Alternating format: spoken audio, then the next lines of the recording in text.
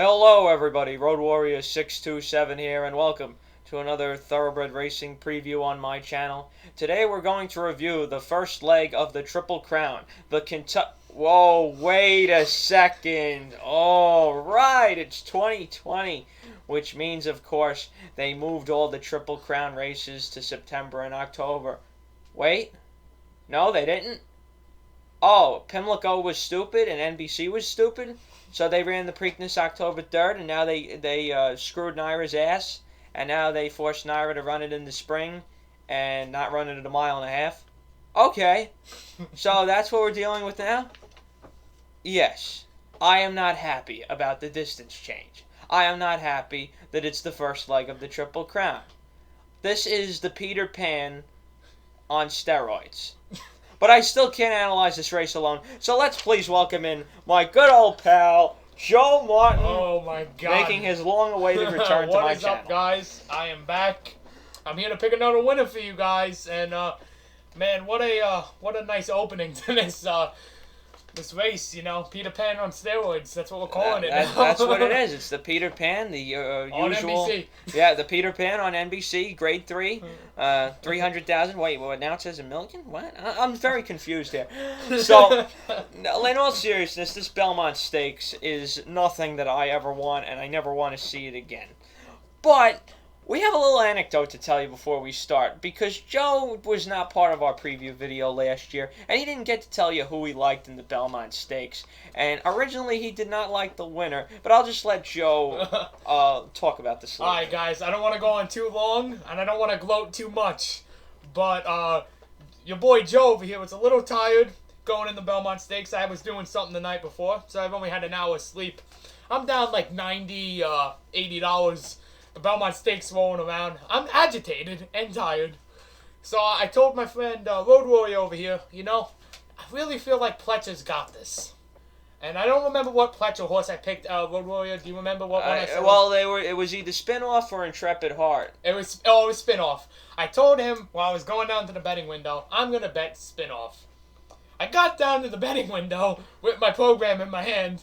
And I remember Joel Rosario in the race before gave a horse a really great ride. And I was tired, and I saw Sir Winston's name pop out to me. I didn't even care. I was so tired I wasn't even looking at the times. And I said, you know what? My last $20 in my wallet, put it on Sir Winston to win the Belmont Stakes. I go back to my seat, and lo and behold, Sir Winston wins the goddamn Belmont Stakes. Sir Winston managed to save both Joe and my ass. He was my second choice. I said in the video last year, I think I might have did it with Sammy or I did it by myself, I don't remember. I really should be picking Sir Winston, but I'm going to pick Bourbon War because I picked him in the Preakness and I want to give him another chance. Why did I do that? Listen, we both got money from the race. I got a little more than you. Oh, like maybe about 9 times as much. Yeah. We came out ahead. It was a fun Everybody day. came out ahead. It was a good day. So this year, nobody's going to be at the track. And it's going to be very unfortunate to see this race run at a mile and an eighth. And it's one turn as well. People want to say, oh, horses don't have the foundation to go a mile and a half. Horses stretch out big all the time. Horses that have been the biggest long shot winners in the history of the Belmont have been horses that have stretched out because nobody knew they loved the long mile and a half until they proved that they did in the race, and they win the race at 30, 40 to 1. So it's a real travesty. It's unfortunate to see. However, the distance did not affect my pick in this race, but we will talk more about that in a few minutes. Let's go through the field. Number 1 is Tap It to Win for last year's Belmont Stakes winning trainer Mark Cassie. Johnny Velasquez is in the saddle, and this is a horse that in his last 2 races has been close to the pace. He ran very, very recently on the 4th of June at Belmont. Ran a really nice mile and a 16th race. This is only a 16th of a mile further.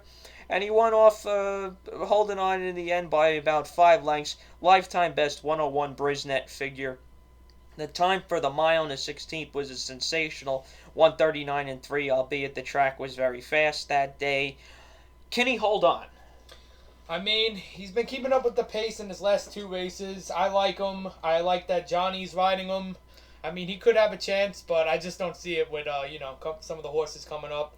Yeah, here's my problem with him. I think he's got a boatload of talent. I think he's just a cut below Tiz the Law, and I think the fractions in this race, there's multiple horses that are going to want to be up near the pace, inside and outside. I'm predicting fractions of 24 and 2, 23 and 2, big difference there, 47, 111, stuff like that. Remember, you're not going to see 24 and 3, 49, 113. You're not seeing that in this race. You're going to see Peter Pan numbers. You're going to see Peter Pan numbers, exactly. I think he can, I'm sorry to cut you off, I think he can I think he can jump out to the lead in this race to start it off. I could see him going out for the lead, but I think he has to from the inside. I'm definitely from the 1 slot. He might have to jump out to the lead, I think he will. Barring a poor break, he's going to be the early leader, 6-1 on the morning line. I think that's a fair price for him. I just think it's going to be a little bit too hot for him, and there's some talented horses coming from behind. I put him 4th in here. All right, so number 2 is Sol Volante. Everybody's been calling him Sole Volante, so I guess it's the full Italian pronunciation. And look at this jockey, Luca Panici. That sounds Italian too. I've never heard of this guy. I don't know why he's riding the horse. You'd think they made a jockey change on the next horse that we're going to talk about that I'm very upset about. Yet they keep, yet another connection keeps this rider to ride 1 1/8 at Belmont, which is an incredibly tricky situation to ride. This horse is 9-2 on the morning line, is the second choice. The speed figures have been there, but you're really going to trust this horse down on the inside, coming from behind, caught in traffic, with a jockey that doesn't know how to ride Belmont Park? No thanks. I am throwing this horse completely out. I don't see how he wins. Yeah, I don't really have a comment on him. I don't even know who this jockey is, to be honest. No, I've never heard of him. I've never watched that much horse racing to know who he is. So, in essence, we don't like him. Moving on is number 3 max player for last year's Belmont Stakes winning jockey, Joel Rosario, who replaces Dylan Davis. I do not like the rider change. I get the owner said that he wanted more experience with Rosario, but Dylan Davis is a very good rider, particularly at Belmont. Linda Rice, can she finally be the first female trainer to win a Triple Crown race? I'm going to say no. Very similar to Sole Volante. I think this horse, because he's doesn't show a lot of speed often, he's going to get stuck behind. Rosario's going to have to pull one of those Sir Winston moves around the far turn and negotiate some traffic. He might sit a good trip in here because he's going to be about the right spot off the lead, maybe 5 or 6 lengths off the lead. Got a long time off since his Withers win. 4 months. I would say that this horse is probably going to need a race. The workouts have been sharp, though. And if you really like Linda, I suppose the price isn't bad at 15-1. No. I never see Linda win, though, especially at Belmont. I don't know. I'm fine with Dylan Davis getting replaced by Joel. That's my guy. But, saying that Dylan Davis didn't have as much experience as Rosario, I think is a little... That's very stupid. It's a little stupid, and, what you going to do. But I don't really like the 3 that much. Okay, so number 4 is Modernist for Bill Mott, who still is stuck at 4,999 wins. I hope it doesn't take him until Saturday to get his 5,000th win. But how special would that be to win a fake Belmont Stakes as your 5,000th career win? Well, here's the thing with this horse. He's got some speed. He's going to sit outside. Hopefully, if Junior has enough speed to get him out there, I see maybe this pack being 5 wide going into the far turn, which might be the only hindrance to Tiz the Law, but we'll talk about that later.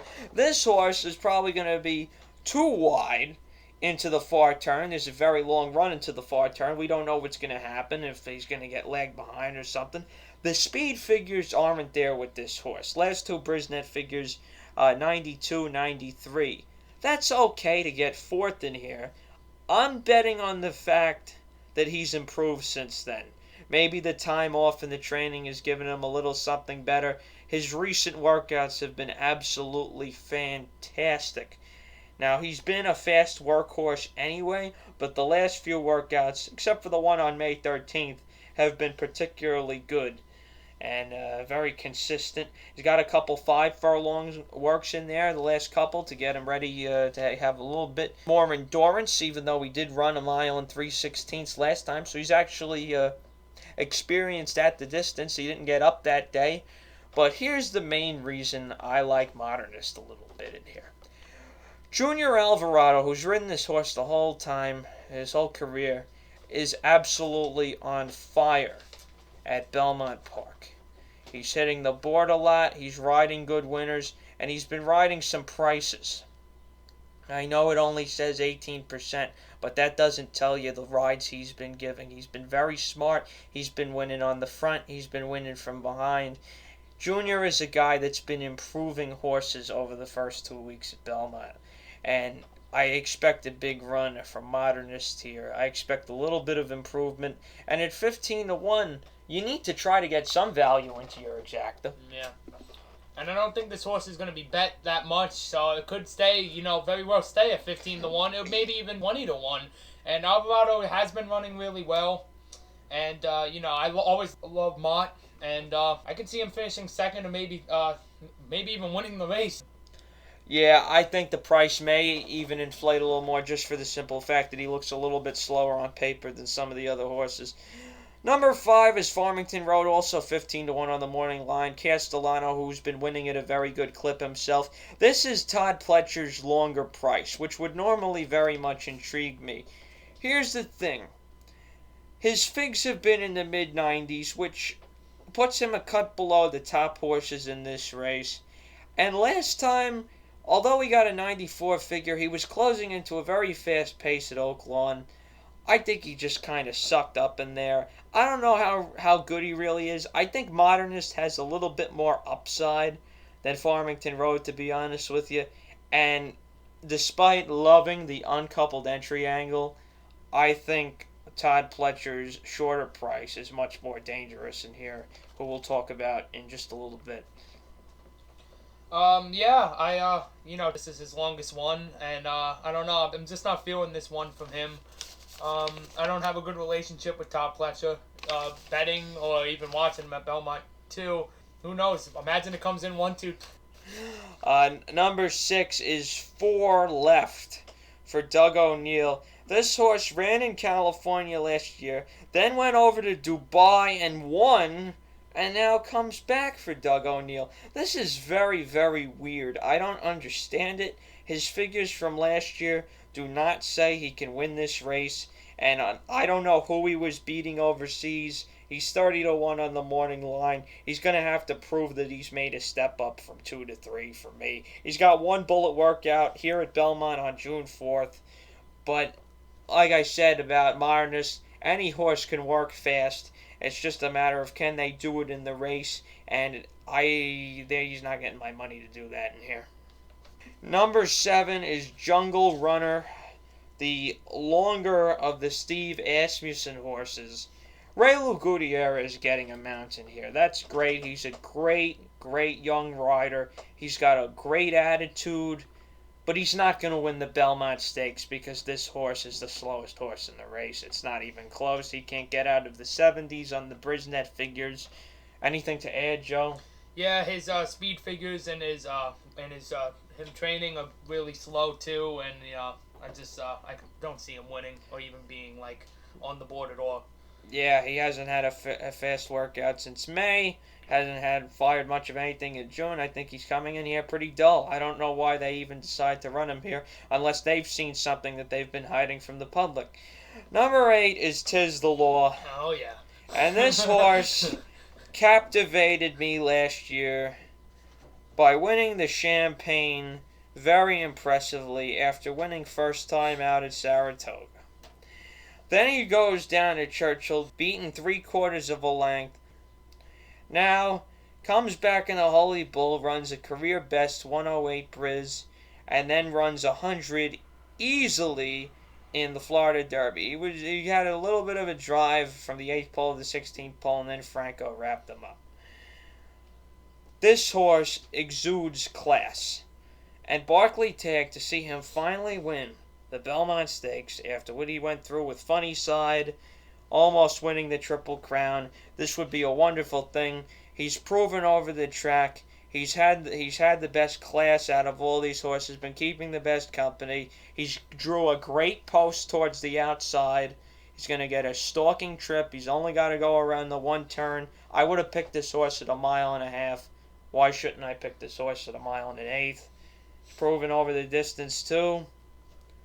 Come on, what is there not to like here? And you got Manny riding him too. What else? Manny at Belmont. What else do you need? Manny costing my dad a $1,000 triple about 5 years ago. Okay. But you got Manny at Belmont, and you know how dangerous he is there. Oh, and yeah. Now he's on the favorite.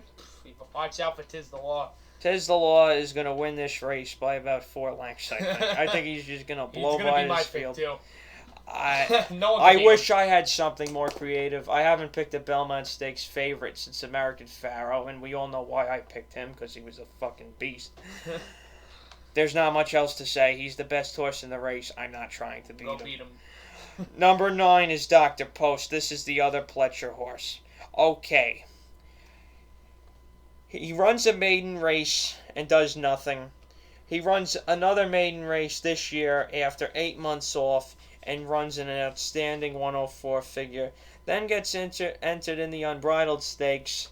Still runs well, but his speed figure goes down 10 points. That's 143 for 1 mile and a 16th. Not that good, even for Gulfstream. He was game through the stretch.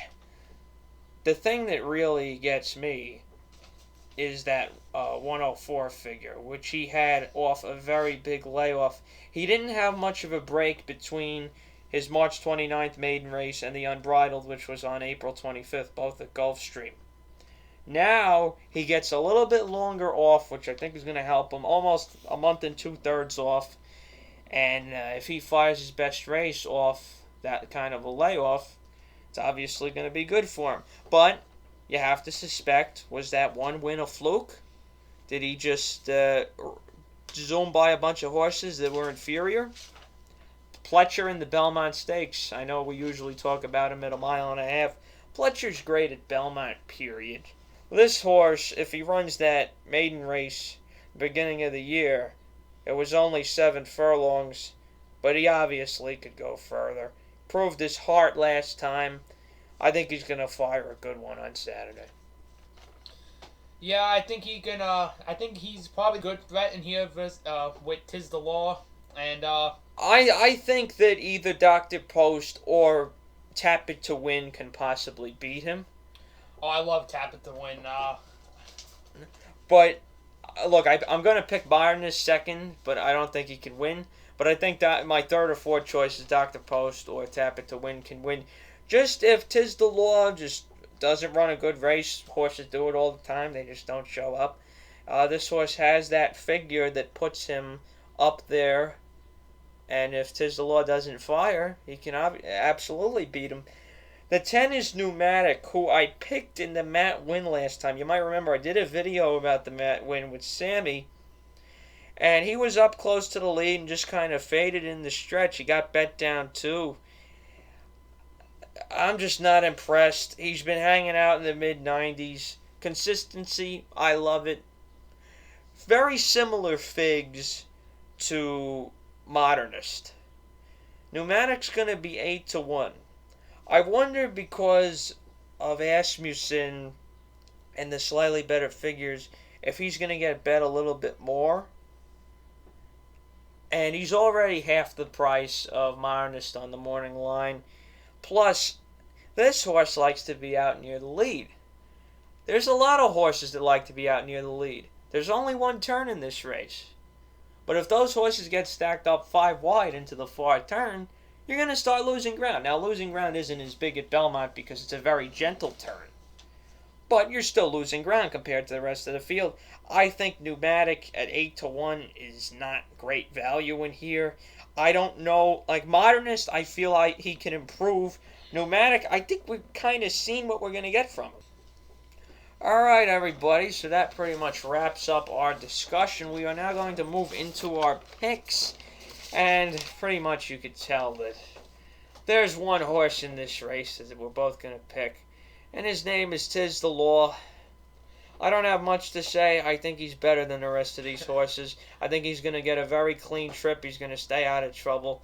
And he's just going to draw off and win this race by about 4 lengths.